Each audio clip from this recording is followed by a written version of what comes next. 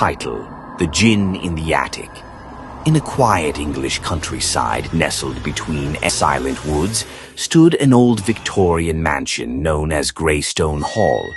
It had stood for over 2 centuries, untouched by time, yet avoided by villagers who whispered tales of strange shadows and voices in the night.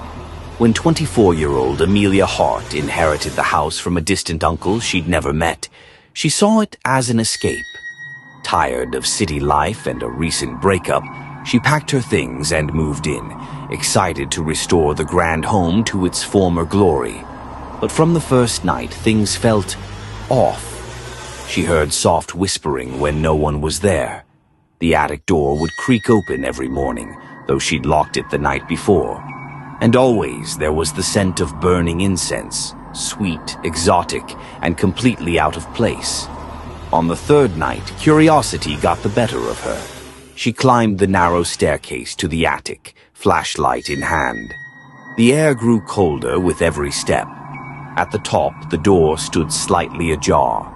Inside, the room was filled with dusty furniture, old trunks, and in the center a strange brass lamp resting on a wooden pedestal. Drawn to it, she picked up the lamp. It was warm, too warm. As she examined the carvings, ancient Arabic script, her fingers brushed the spout, and suddenly the room went dark. A low growl echoed around her, and smoke erupted from the lamp. From it rose a figure, tall and dark, with glowing eyes and a voice like thunder. "I am Zahir," it spoke, "a djinn bound by blood and betrayal. You have awakened me." Amelia stumbled back, heart pounding. "What do you want?" "I was imprisoned by your ancestor, Edward Hart. He used me to gain wealth and power, then trapped me here. But the blood of the summoner has freed me once more." Zahir offered her a deal. 3 wishes, any 3, but once they are done, your soul is mine, unless you break the curse before the final moon. Terrified but intrigued, Amelia made her first wish, to know the truth about her family. That night, her dreams were filled with memories not her own, visions of her ancestors making pacts with Djinn, sacrificing loved ones for power. Her second wish, to protect herself from harm. A protective mark burned into her skin, and from that moment no shadow could touch her. But time was running out. The full moon would rise in 3 days.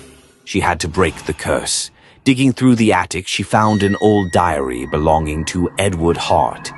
In it, he wrote of a ritual, a way to sever the djinn's bond without giving up one's soul. But it came with a price, a blood offering of the same bloodline. With no family left, Amelia faced a choice: sacrifice herself or trick the djinn. On the final night, she called Zahir. "My last wish," she said, "is for you to be free." The djinn paused. No one had ever wished for him. The lamp shattered, the room shook, and Zahir let out a cry of agony and relief. He was free. The curse lifted. But as he vanished into the night, he whispered, "Be careful what you free, Amelia Hart. Not all djinn are as merciful as I." And from that night on, the house was still. No whispers, no shadows. But the scent of incense sometimes lingered, especially in the attic,